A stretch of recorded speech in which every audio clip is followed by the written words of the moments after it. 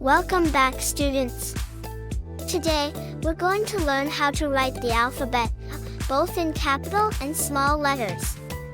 But before we begin, make sure you have your crayons, markers, or pencils ready, as we're going to have some hands-on fun. Let's start with the letter U. It looks like this in capital, a big U.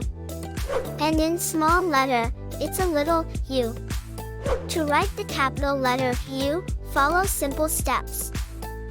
1. Start at the top, just below the line. Draw a straight vertical line downward. 2.